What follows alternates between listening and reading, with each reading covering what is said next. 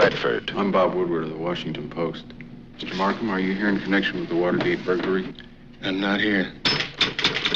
Hoffman. Hi, this is Carl Bernstein of the Washington Post, and I was just wondering if you can remember... All the President's Men. The story of the two young reporters who cracked the Watergate conspiracy. They stumbled into lead. They tripped over clues. This whole thing is a cover-up. It's right on our nose. And piece by piece, they solve the greatest detective story in American history. It's ticklish business any way you look at it. Come on, we'll stick together.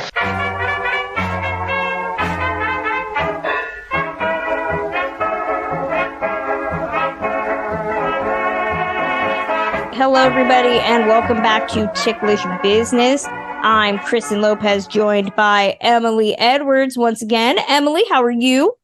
I am so well. I'm excited for today's movie. I could not be more in agreement, but I feel like we're just going to be spending this being super paranoid. We did our last episode on In the Heat of the Night, which was all about racism and murder, and now we're talking about paranoia and Nixon. So that should be fun. We're talking about 1976's All the President's Men. We are joined by a fantastic guest, Mike White of the Projection Booth podcast. Mike, how are you? I'm doing great. Thank you so much for having me today.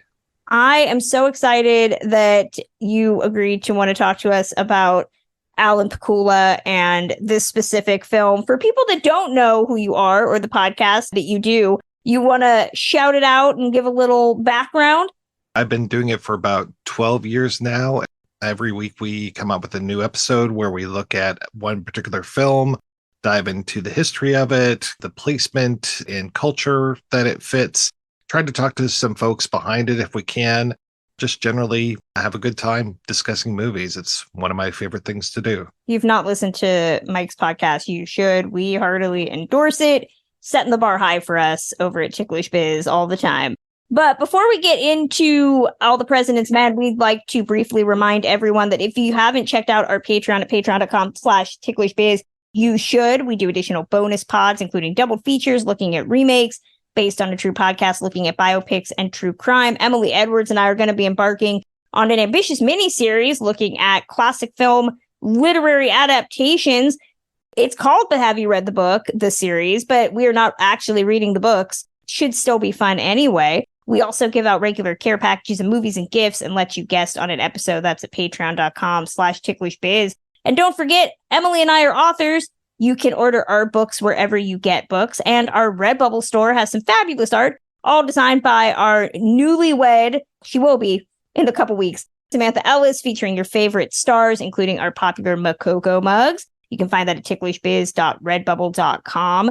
And if you are in the Los Angeles area on August 27th, Ticklish Biz has been selected by the American Cinematheque as part of their Friend of the Fest event. I will be there at the Los Feliz 3 on August 27th at 1 p.m. in person. Emily and Samantha will be there virtually, which is going to be really fun. I cannot wait to see how they work that out. If you guys are going to be on the big screen, we are going to be introducing my favorite John Garfield movie of all time, 1939's Four Daughters. And I promise it might get weird. You can buy tickets through the American Cinematheque website.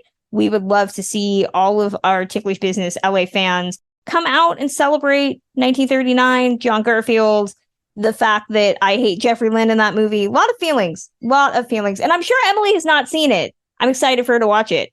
I have not. It's going to be fun. I'm so excited. I love seeing movies that you all have very strong opinions about, and I go into them completely blind.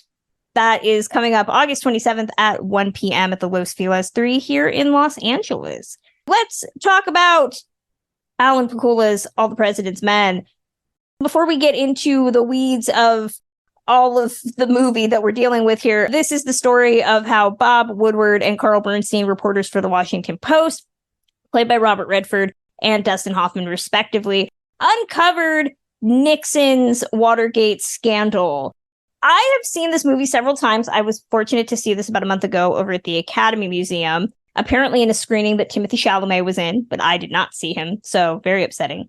It's one of the great journalism movies. As a journalist, this is viewing 101 next to like Shattered Glass. Those are the two journalism movies that they show you when you embark on this career, ?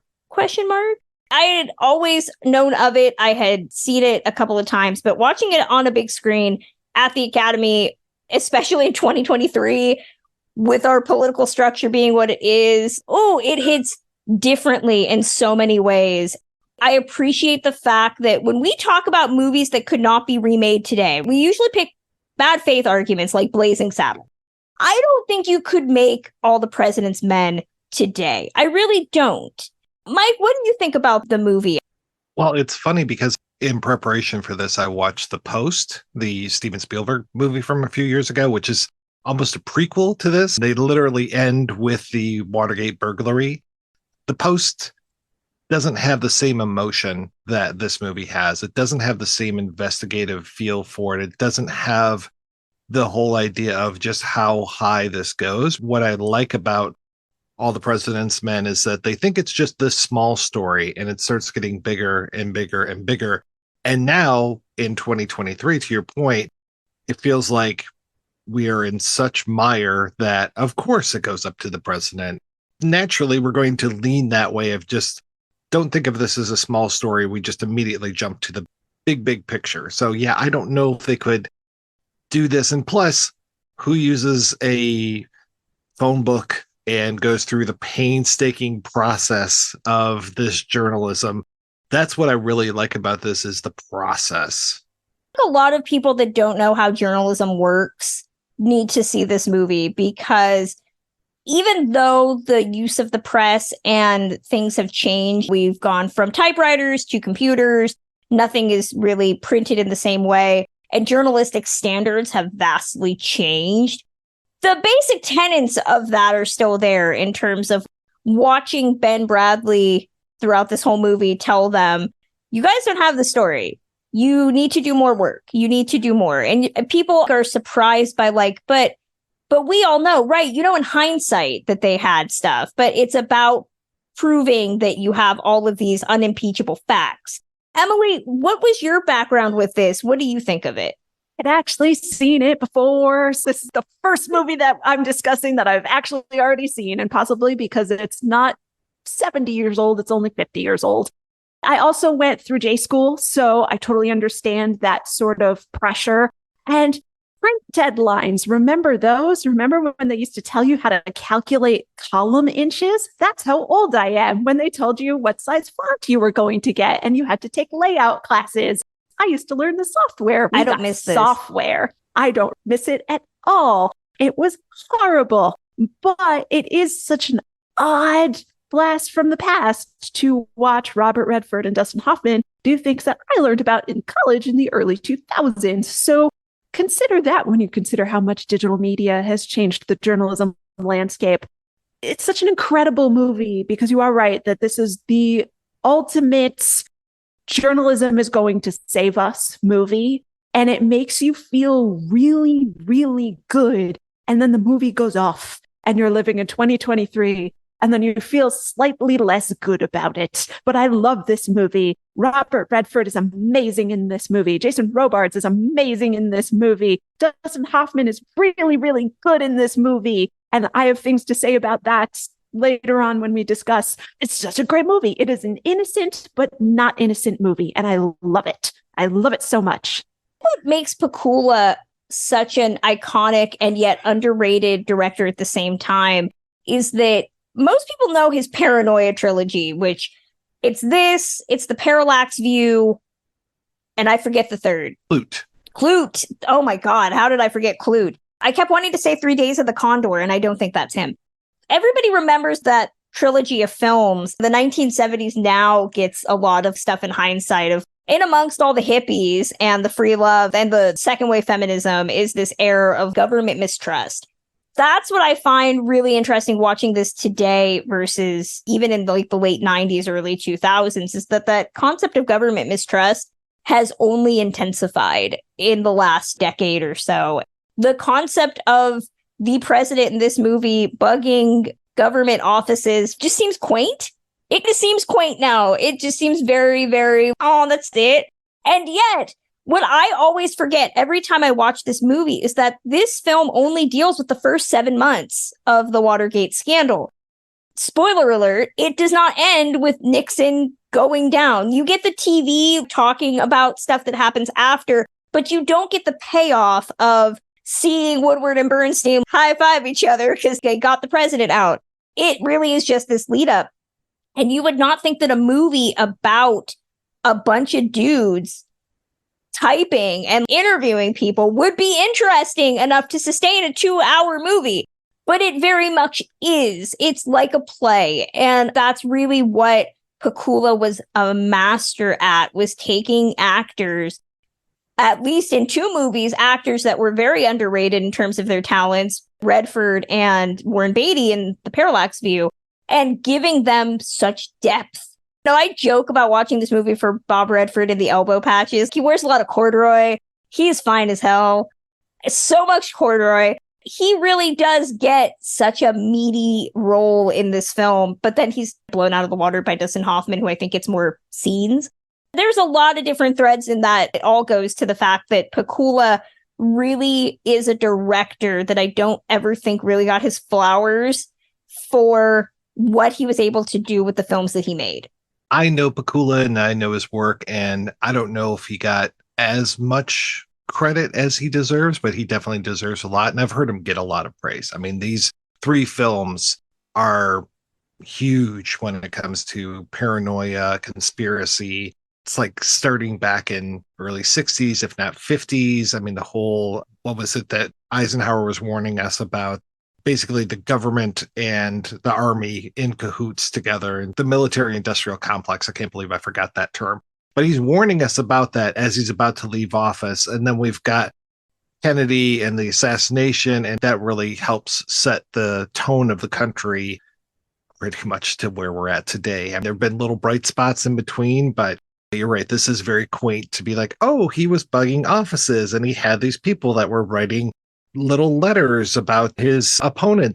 Okay, that's great. As opposed to, let's have the Russians hack the other person's stuff and plant all these horrible memes out there, and let's take over Facebook and Twitter and all social media and try to completely tear down the other person's reputation. We'll say that they drink the blood of children, and there's a whole cabal of pederasts, and they all meet in a basement at a pizza parlor.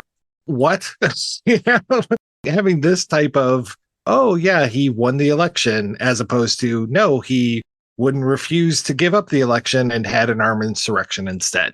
Okay, great. Yeah, it's a very, very quaint with this. And I agree with you. It is interesting that they end it where they end it, but I really like where they end it. And I like that it feels like this is the first step in that path to all of those teletype headlines that we have at the end. I really appreciate that. And I appreciate too seeing the dates and how quickly all those dominoes start to fall afterwards. Movie is coming out right as this stuff is happening, or right afterwards. I'm really hoping over the next couple of years, we get to see a lot of great movies about all of the stuff that we've been through for the last few years, especially with what's going on right now with all of the indictments coming down. It's amazing to realize that Nixon resigned in August of 74. He was pardoned in September of 74 when Ford came into office. This movie came out just 2 years later. We talk about timeliness in films, and timeliness, it's such a difficult needle to thread, because how many COVID-related films and TV shows did we get within the first 6 months to a year? Nobody wants timely while we're in it. We don't need a direct response because you don't know how things are going to go. But you also don't want a movie to come out years after the fact and either nobody cares, or it maybe benefits you because you have the ability of hindsight to look at things from a different perspective. But this is just coming 2 years after everything was really said and done. That's amazing that it could be as frank as it is with so many things, which is just shocking to think about. It really hits timely in the right way. I just love the expression of just sweaty, hard work that this movie shows. First of all, going back to the corduroy, that man wears a corduroy suit in DC in the summer. Who is doing that? What kind of mania do you have? How sweaty are you? But it also shows just how incredibly dogged and determined they must have been to track this down. You can tell that the movie is not necessarily it's not about Nixon.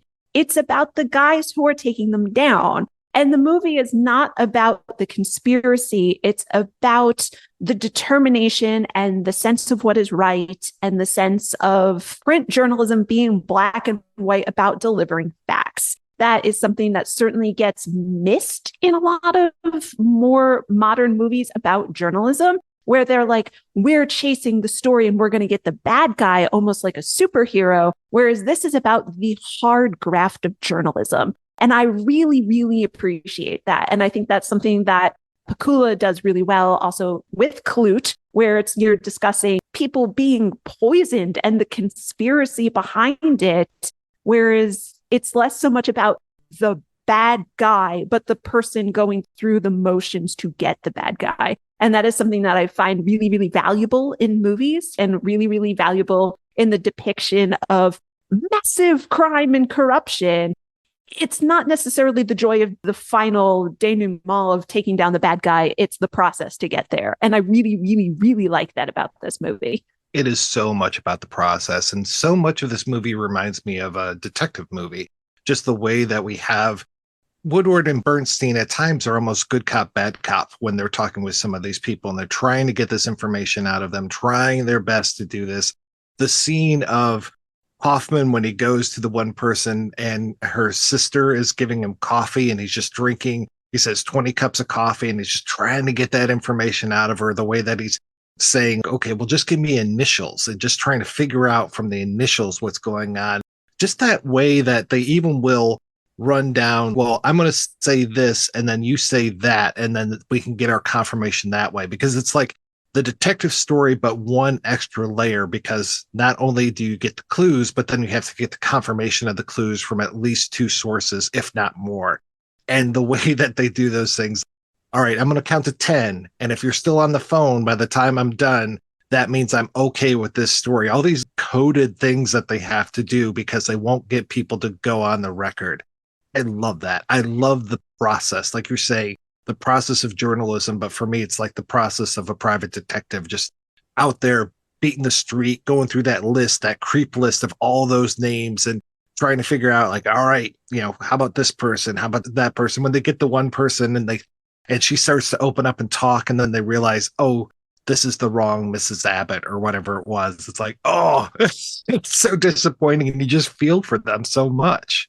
Bernstein is really noir. He's totally open to subterfuge. He's totally open to lying to people. He's totally open to not obfuscating the fact that he works for the Post, but he's telling them not truths in order to get them to say things to open up to break his story. Whereas you have pure Labrador retriever Robert Redford most of the time just saying like, oh, we won't pressure you to go hook up with your ex in order to get information that we want. He's a little bit more Superman in the sort of, I'm going to fight for truth and justice in the American way, in a very Robert Redford way. It's two mystery movies together, two mystery movie tropes together in these two character depictions. And it's brilliant. They fight, but in a way that is totally believable. And they're just dynamite together. Their first scene together, when he takes the one story, Bernstein takes the story and starts to rewrite it. He's like, yeah, it was good, but mine is better. And I just love that back and forth that they have there. And to your point, the two parallel stories, to have the darker Dustin Hoffman, the Jewish Dustin Hoffman as Bernstein, and then have that ultimate Boy Scout of Robert Redford as Bob Woodward. I love the dichotomy of that and the way that they play off of each other, just that they have the blonde and the brunette. We talk about the film noir, and you've always got the dark woman and then the pure woman. I mean, it's basically like that, but with Woodward and Bernstein, and then playing off some of the best character actors that have ever walked the face of the earth. Jack Warden, Martin Balsam, Kristen mentioned Jason Robards before. There's a reason why Robards won an Oscar for this movie. That last scene with him, you get chills watching it.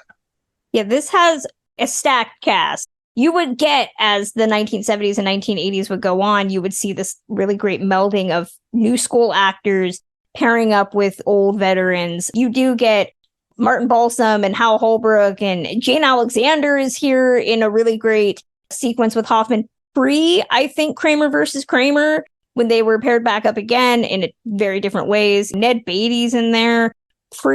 Disgraced Seventh Heaven star Stephen Collins is in here, and just like a weird little side character. F. Murray Abraham. I could just go through the list of names of people, but it's amazing that we're talking about them as detectives, because this really is a fascinating time, the late 70s post-Watergate, where journalists were considered the law. They were the independent free press, right? They were the ones that were holding people to account more so than actual law enforcement was, which it's funny that I'm going to keep bringing up 3 Days of the Condor, because I feel like 3 Days of the Condor is a great movie, but it just came out just a little bit too early because it came out in 75, and it's Sidney Pollack.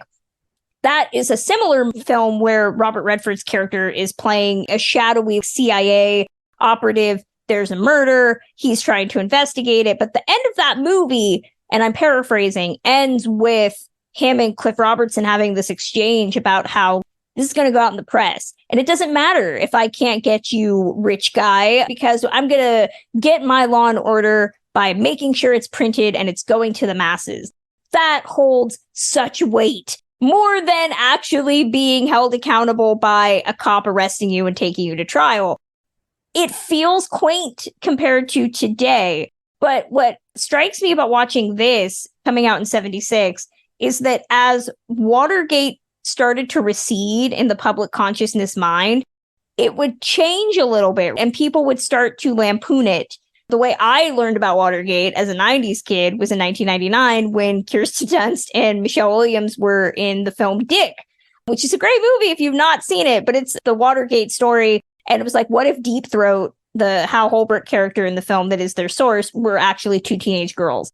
The humor of that movie is that Watergate is actually a really stupid crime that somebody got caught for. Look at how dumb it is. Two teenage girls get involved, and that's how it works out. That showcases what has changed about the political sphere. In 99, we had our own scandal, Clinton administration. Things start to change as the government and our response to that starts to change. And I can only imagine the films, like Mike, you were saying, that are going to come out in the next decade, 2 decades, looking back at this now, where it's just like, are we going to get our comical dick level type of telling of recent events? Or is it going to be an all the president's men thing where you get the realities of that story? One thing I wanted to point out really quickly is that this movie opens with the real guy who discovered the Watergate break-in, Frank Wills. I urge everybody to watch the Starz series Gaslit, which is also about Watergate. It's not a great series, but they do an episode devoted to Frank Wills, who was the guy who discovered the Watergate break-in, was proclaimed a hero for a very brief moment in time. And then the narrative started to change and people started to think that he was involved in some way. It ruined his life. This appearance very briefly in All the President's Men was the first job he had gotten since the Watergate break-in because he couldn't find work. Starting the movie with the story of, very briefly, this person that was considered a real-life hero for a very short amount of time, and his downfall, if you actually research, that always stands out to me because I doubt audiences in 76 would have known what happened to that person. If you do any bare modicum of research after that now, you realize like, oh, that's great that they put him in the movie, but realistically, his life was ruined by the whole thing. Kind of sounds like the Richard Jewell of his day. Where's that movie? I would watch that. Not directed by Clint Eastwood, though. Yeah, let's hope that Clint Eastwood doesn't do the January 6th movie. That's really what I'm hoping. I'm hoping that, to your point from earlier, I'm hoping that it's more like Harold and Kumar go to January 6th. That would be great. I wouldn't put it past societies. One of the things about watching this in 2023 is that you mentioned earlier, it's just the crimes are so dumb. They're dumb and simple. Even though they didn't have digital records back then, they find where the money comes so fast. It's so stupid. And it's really actually frustrating as a grown adult in 2023.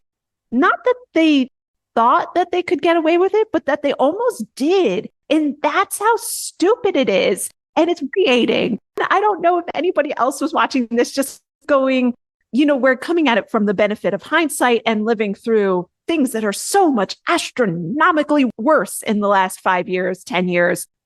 Normally, when I see movies like this, I go, oh, how quaint. Look at those old times. And this, I'm just kind of like, I don't want to go back to the 70s because the 70s were horrible. But at the same time, it's so frustratingly dumb. I'm mad at how dumb Nixon and his cronies actually were. And John Mitchell, the former attorney general, we will need to bring him back up later on in the show, maybe summary, because I've got things to say. That's just my overwhelming feeling when I watch this of just hooray, journalists and papers that weren't apparently owned by billionaires back then. And I'm so mad. Feels like Rudy does some really dumb things as well. The whole thing of butt dialing people. So it feels like those are the moments that have set us apart over the last few years of, did he really just say that? Did he really hold up his phone and show us his phone on TV and show us what was there? Really stupid things that feel very much like the Watergate burglar. The same bizarro cast of characters like G. Gordon Liddy. I mean, G. Gordon Liddy he's a comic book character, but yet really walking around. And it's very similar to some of these Yahoos that we have now where you're like, really? This is happening? It's amazing to me that Roger Stone has been around since back then, and he's still out there today just being the bizarro Batman villain that he wants to be. Have you joined Ticklish Biz's Patreon? You should. Just like Allie Moore, Amy Hart, Andrew Hoppe, Christine Mier, Danny, David Floyd, Donna Hill, Jacob Haller, Jonathan Watkins, Krista Painter, and McKay. Listen to episodes 48 hours early, receive exclusive membership items, and even guest on an episode. You can also get access to bonus series like Based on a True Podcast, doubled features, and our new upcoming limited series, But Have You Read The? It's all at patreon.com/ticklishbiz. Back to the show. I do love that G. Gordon Liddy is really just his own Halloween costume at this point, because historically we've had so many interpretations of him, and I would never have believed that we'd have a world where G. Gordon Liddy has been played by Harry Shearer, Shea Wiggum, and Justin Theroux. Never would have thought that would be a thing that we would get. What's interesting about All the President's Men, to bring it back to this movie, is that most of those players are not in this film. For the most part, we see maybe stock footage, but for the most part, the people that actually are involved, the names that we now know, are not present. We do get the Watergate burglars, McCord and Barker, but those are not the names that people remember. I think most would be very hard pressed to remember the names of the people that actually went into the Watergate building, as opposed to the machinations of the people who sent them there. Watching this, not to keep comparing it to other political movies, but it's hard not to, because I really think it is the gold standard. Something like JFK, very different type of story, but you have a lot of players, right? You have a lot of players, a lot of different things that you have to keep straight. What works to this film's benefit is that it doesn't really try hard to tax itself with, you need to remember who this person is. It's the benefit of not having all of the big names that you would know, is that Jane Alexander's character is just the bookkeeper. You know exactly her point in this thing. She controls the money. And it goes back to the whole concept of follow the money, which is what actually is not in the book on which this is based, but became the definitive phrase of the film. It actually streamlines Watergate, which is ridiculously complicated considering how simplistic it is. But this movie does a fantastic job of really simplifying the beats down to, these are the people you need to know. You don't need to know exact. And it goes towards my big hang up with films that are based on true events today that do composite characters. They just throw all these different people into one person and they give them a name. You're just like, yeah, but I know that's a fake person. Giving me someone named the bookkeeper, you know what? That pretty much says this might be based on a real person, could be based on a couple of people. But we're not hiding even in the making of the film, Pakula and the screenwriters are saying, The facts are unimpeachable. We might have taken artistic liberties here and there, but the facts are the facts, which I don't think a lot of films do as frankly today. It was interesting watching it yesterday again and being like, okay, now who is really real? Who is not here? How did this really play out? Because it feels very much like a documentary, even though we know it's very, very narrative, but it does feel like a doc at times where you're just like, okay, and then they went to this person, then they went to this person. That might not actually be true, but Goldman's screenplay to adapt real life into this, and it's masterful. To use the follow the money line and to create the follow the money line and just being the line from the movie, even though it didn't happen in the book, that's fantastic. This movie hits such a wonderful point of verisimilitude where it may not have been real, but it feels really real. There's so many wonderful production design moments in this where you have Robert Redford's character living in this studio apartment that's filled with newspapers, and there's nothing else but newspapers. And it tells you everything you need to know about Bob Woodward. You know, he walks in and all the secretaries are looking at Bob Woodward, even though he's only been there for 9 months. But he's a wonder kid, and these are the things you need to know. My favorite detail that I caught this time around that I never caught before was that all of the phone books in the Post newsroom are stolen from hotels. They say Holiday Inn on the side. The truthiness of that, of just these guys are running on bare sticks. They have no money, but they're going to doggedly hunt down the truth. Robert Redford in those horrible corduroy suits, whereas Bernstein considers himself a little bit cooler. He shows up to work in jeans. There's these things that make it feel really real too. If you've ever met someone who worked for a newspaper, you know that they're not living with anybody. He's dedicated to the job. And it's just got all of these wonderful truthiness details to it that, of course, if you were trying to break a tail while you're going to go meet a guy in a subterranean garage, you would go to the Kennedy Center and switch cabs there, because there's just all these wonderful, if I was going to commit a crime, how would I do it sort of elements to it. It just feels so nice that this movie is so thoroughly planned out. The narrative arc is so perfect for this.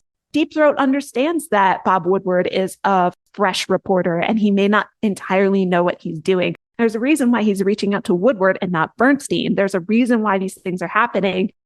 And Bob Woodward is kind of getting taken for a ride a little bit by Deep Throat, and he knows it, but he also knows that he wants to go where the ride ends up. You trust him because he's Robert Redford and he is such a good actor and such a movie star that you know he's going to win in the end.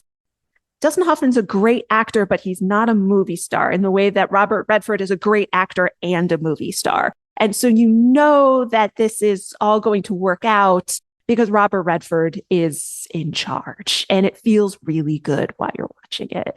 That caused a little bit of tension from what I read between the pair of them as this movie went on. This was Redford's passion project. He started looking into this when he was making The Candidate, and then he read the Washington Post stories while he was filming The Way We Were, which, like, oh, that's juxtaposition of two very different Redfords. And he bought the rights to their book in 1974. He wanted to make this movie, and he hired Goldman. There's always been back and forth about how much Goldman's script is fully attributed to him. There were a lot of cooks in that kitchen. Goldman said Woodward worked with him on the script. Bernstein refused to work with him on the script. Goldman pretty much decided to throw out the second half of the book, and Redford was not happy with that first draft.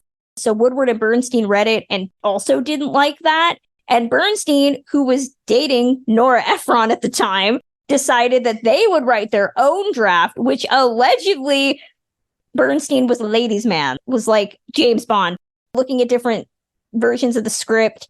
But there were a lot of different issues with casting. Redford wanted Pacino for this.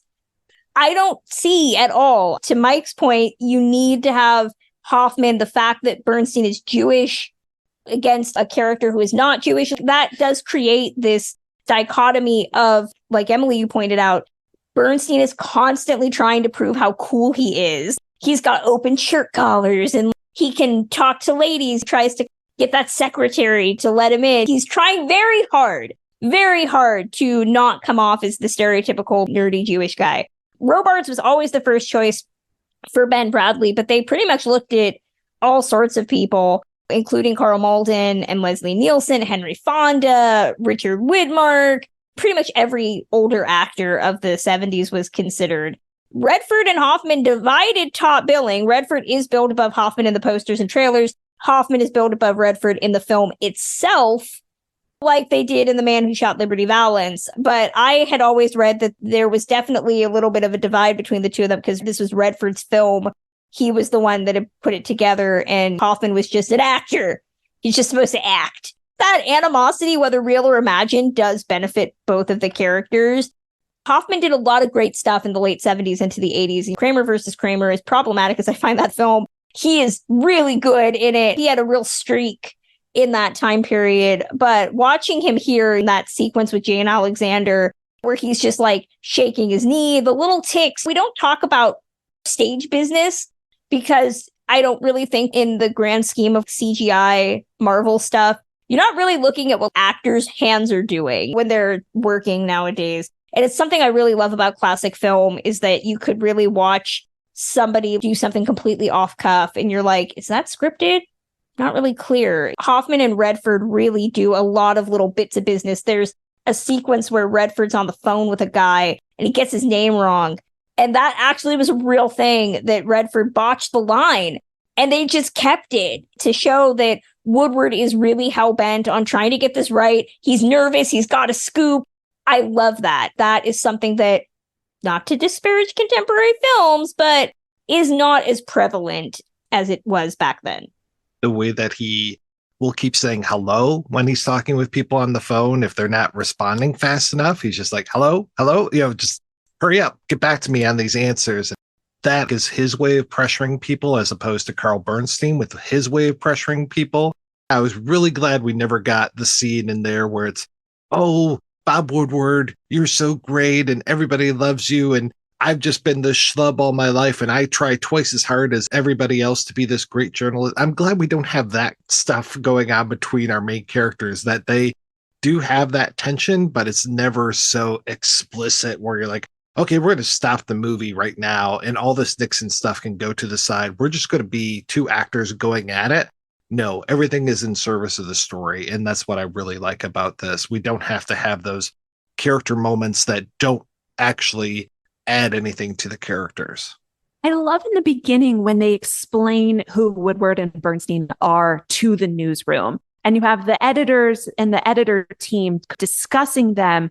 And most of the editors don't know who they are because not only is Woodward new, he's only been at the paper for 9 months. The thing that they say about Bernstein is, weren't you going to fire that guy last week? And you have Jason Robards being just so elegant in the way that he controls his newsroom and controls his editors. And it's this level of competency that I feel like we don't give people on screen all that much anymore. Everybody has to be fallible. Everybody has to have something itching in the back of their mind. Whereas Ben Bradlee, the character, walks in and he says, I am the editor-in-chief or in charge of the Washington Post. I don't make mistakes. And that sort of coolness, that elegance, that wonderful sort of I am in charge and I'm completely unflappable really makes you understand the foundation on which Woodward and Bernstein are working. He says it's not that he doesn't want them to break the story. He wants them to break it properly. And that is just this really beautiful undercurrent of this, of Ben Bradlee is basically saying, I just want you to report it correctly. It's stunning. It is a stunning bit of work from Jason Robards. She realized why Lauren Bacall married him, huh? The one time that Jason Robards gets flustered when he opens up the door and shouts out, Woodstein, they're so far away, but yet they can hear him and they get up and you get that long shot of them walking from the distance. And I love how we use space in this movie, walking from the distance, walking all the way to his office. We don't cut, but that is one single take. And I love that. And I love the way that Pakula is using architecture to show just how powerless these two characters are when they are first in the library and you get the camera pulling up above them and above them and above them. Or Emily, I think you mentioned the Kennedy Center when he goes there. And the way that buildings are so big in this world, in Washington, and these are just two little guys that are set against the machinations of Washington, these edifices of power. I just love that we are shooting it this way to show just how tiny these guys are and what monster they're trying to topple. Similarly, one of the things that stood out to me while watching it this time was when they are going to the Library of Congress, and the only other people there are a school group. And it reminds you of the way that we're taught about government. It's very separated. You learn about it in school, and then you just never think of it again. You never think about the Library of Congress and what it does and what it's there for, what services it serves to the actual government of people trying to dig up dirt on other people that they're working with and trying to come up with all of these details. You think about it I went there on a field trip when I was in the 7th grade, and to juxtapose these two lines of little girls like Madeline books running out of the Library of Congress and goofing off because they're bored, while there's two men there ready basically to take down the government with a library. It's such a wonderful way of showing the dynamism of government and how we interact with it. And it's just so cool. I've been saying that this movie is just an absolute tribute to the hard graft of journalism, but I'm not sure if you guys have ever heard of a documentary about Martha Mitchell, who was the wife of John Mitchell, the Attorney General. Now, Martha Mitchell, I'm just going to geek out for a minute. Martha Mitchell was a little bit of a loudmouth when she was married to the Attorney General and loved keeping the White House press corps on speed dial. She was blabbing about this while it was happening, and no one was paying attention. So while we have this stunning, absolutely amazing movie about the hard graft of taking down a corrupt government, I just want to remind people, if you just listen to the AG's wife, you possibly would have cracked this way the heck faster. And that's something that I learned about after watching this movie for the first time. And I just had to sit with that feeling for a little while, because Martha Mitchell, not necessarily my favorite person in the world, but she suffered quite a bit because she didn't want Nixon at all to get away with this. She was kidnapped. She was beaten. She was disappeared for a little while. And these were the kinds of mafia tactics that these guys were pulling. And meanwhile, you have Woodward and Bernstein, who, if they had picked up the phone when she called them, maybe could have broken this a little bit faster. It's such an interesting thing to now, again, look at it in hindsight, to know these things. And it's just a really, really fascinating way of looking about how journalism actually works and where they look to, whereas they could have just called up someone who was sharing a bed with someone who was involved in this, and they didn't. And so there's just this really interesting historical perspective that we get now, 50 years after the fact, that I just would love people to go and do a little bit more research and watch other documentaries about Watergate to know what was happening at the time. And it was nothing good. I love that little bit with John Mitchell, and just that it's John Randolph doing the voice is fantastic. And he's just a voice on the phone. The way that they are like, oh, well, we're doing this story, and he takes it and he just runs with it, and he basically confirms everything that they're trying to confirm because he's a jerk and just is so mad about things. And nobody can lose their temper like John Randolph can. I would also say, again, another shameless plug for Gaslit, which is actually the Martha Mitchell story with Julia Roberts. I want to touch on the Oscars because we talk about the Oscars getting it wrong, and that might have been the case here. This was nominated for several awards that year. It won 4 of them. It won sound, art direction, set decoration, Goldman script, and Jason Robards. It was also nominated for picture, Jane Alexander's supporting performance, Pakula's direction, and film editing. No Redford, no Hoffman, which is surprising in the grand scheme of things. This was nominated for Best Picture alongside Rocky, Network, Bound for Glory, and Taxi Driver. Does anybody want to hazard a guess at what beat this for Best Picture? What was the most innocuous out of all those movies? If you said Rocky, you would be correct because that was the best picture win. Rocky's great, but All the President's Men? I don't know about that. Changed culture. Which one for the better? I don't know. I know. And if you're curious, if we wanted to include Hoffman or Redford, you could say which one you would want to. You would have to get rid of either Peter Finch for Network, Giancarlo Giannini for Seven Beauties, Sly Stallone for Rocky, De Niro for Taxi Driver, or Bill Holden for Network. Emily, do you feel that Redford or Hoffman deserves a nom? And if so, who would you put and who would you kick out? I can't say who I would kick out because I probably haven't seen any of those movies except for Rocky, to be honest with you. I'm the world's worst co-host of a classic cinema podcast. I feel like Dustin Hoffman probably did better acting, but since this is Robert Redford's movie, he would have been more likely to have gotten some kind of nomination or accolade for it. They probably couldn't figure out in the politics of the studio which one to bump further, because I imagine Dustin Hoffman probably would have had words if he was not the chosen one. That's a bummer. I can't remember which movie it was, if it was Kramer versus Kramer or which film it was where Hoffman did get nominated, and I think he even won and went up and was just like, this is such a farce. The Oscars are just a big nothing burger. We all work so hard. How dare you say that I'm better than Jack Lemmon or this person or this person? And I'm like, okay, yeah. So I don't know who I would kick out because all of those performances were really terrific. And I'm a big Rocky fan, so I would have definitely kept Stallone in that running. They just have to add another one because I think all of those performances were terrific. Hoffman, he had a nomination the year before for Lenny. He had also been nominated in 70 and 68, but he wouldn't win until 1980 for Kramer versus Kramer. And then he would also win again for Rain Man. I don't really know how I feel about that last one, but whatever. As for me, I would actually have nominated Hoffman. I can see the question of who do you nominate and the split, but I would have definitely nominated Hoffman. And if I had to be a jerk to kick someone out, I'm sorry, Giancarlo Giannini, I would have probably knocked him out. In case anybody's curious who actually Beauties won. is so good. Seven Beauties is a wonderful film. Oh, That you have to see it. Yeah, it's terrific.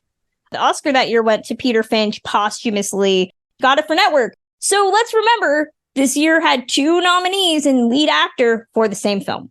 All the President's Men. It is definitely an example of a film that just really looking at all of the nominees that we just said from the 75, 76 Oscar year, this and Network are just 2 of the best films about media, whether that's print media or filmed media.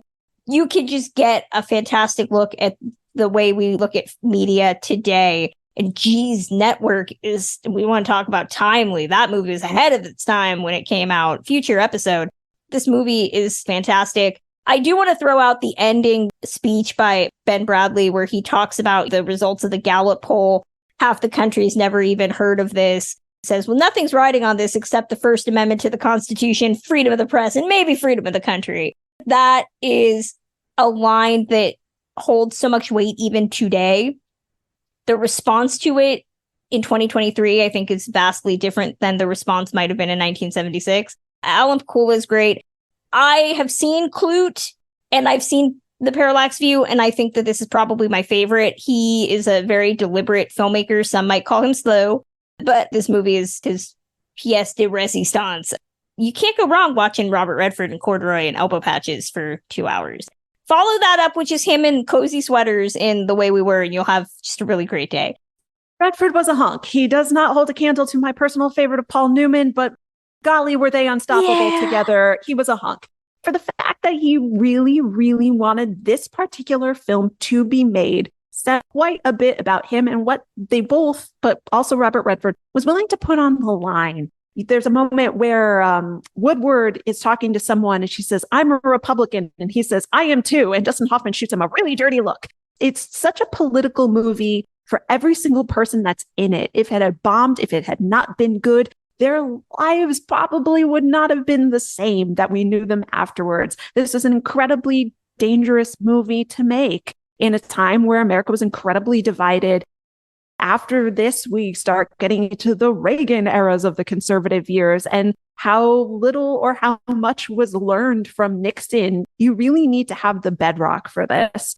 If you are under 30 and listening to this, give it a watch, because those of us who are over 30 and have lived through working through journalism before the era of click farming, clickbaity journalism, it was a different time. Things were working differently from the 70s, 80s, and 90s into the early 2000s. Journalism was a really different beast. And I'm not saying it was great. I'm not saying it was infallible. I'm not saying that they didn't cater to power and politics and things like that. Of course they did.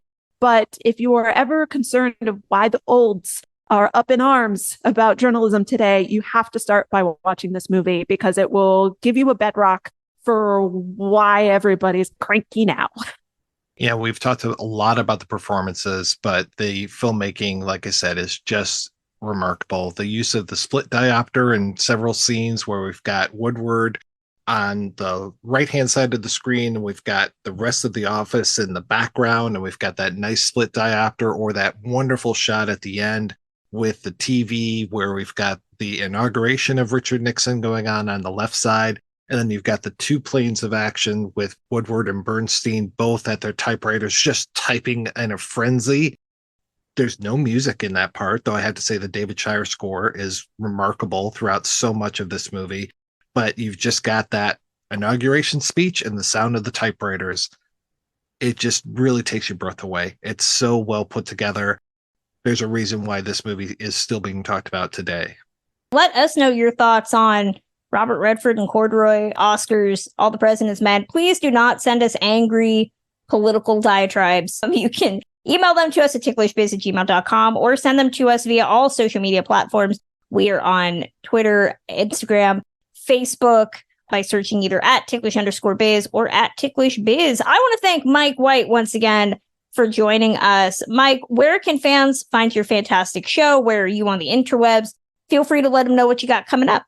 Everything that I do is available at weirdingwaymedia.com, or you can go right to projectionboothpodcast.com and check out shows there. I am running very far behind, so normally we have Sci-Fi July, but it's probably going to be Sci-Fi August. So I've got some good science fiction shows coming up. We're talking about Face Off, talking about Wizards, Blade Runner 2049. So actually talking about something somewhat contemporary. It's 6 years old, but we mostly are dealing with things from this era when we're talking about the 70s and a lot of corduroy as well. We might not focus in on the patches as much as the hair. Thank you again so much, Kristen and Emily, for having me on here. I really appreciate this. That's going to close out this edition of Ticklish Business. As always, you can listen to us on Apple Podcasts, Spotify, wherever you get podcasts. Reviews matter, so leave us a review on Apple Podcasts. 5 stars should do. Please, if you are in Los Angeles on August 27th at 1 p.m., come on down to the Los Feliz 3, where me, Emily, and Samantha will be there either in person or virtually to introduce 1939's Four Daughters. We would love to see a huge turnout for that. And I promise to get weird about John Garfield. We don't mention this enough, but a couple people have asked. You can always find old episodes of the show. Our complete archive of episodes is over at ticklishbusiness.podbean.com. So you can listen to all the episodes going back to episode 1. We are once again on all social media platforms. You can follow me over at therap.com, and I am on all social media apps at Kristen Lopez 88. Emily Edwards, where are you on the interwebs? I'm also across all social media platforms. My username everywhere on Instagram, Blue Sky, is Ms. Emily Edwards. That's MS Emily Edwards. Our Patreon helps keep the lights on at Ticklish Biz HQ and gives us chances to do new content like Emily and I's upcoming We Are Not Reading the Books, but we are talking about the literary adaptation series. So consider helping us at patreon.com/ticklishbiz. And we also have books out if you would like to read either, but have you read the book 52 Literary Gems that inspired our favorite films by me, or Emily's fantastic 1950s noirish Girl Friday mysteries, Viviana Valentine Gets Her Man, Viviana Valentine, and I forget the other 2 names because I'm a terrible, terrible friend, but they are all available wherever you buy books, and you should read them because they are a delight. We will be back on August 30th with a celebration of all things Peter Lawford for his centennial and to talk about the weird back to school musical Good News. Till then.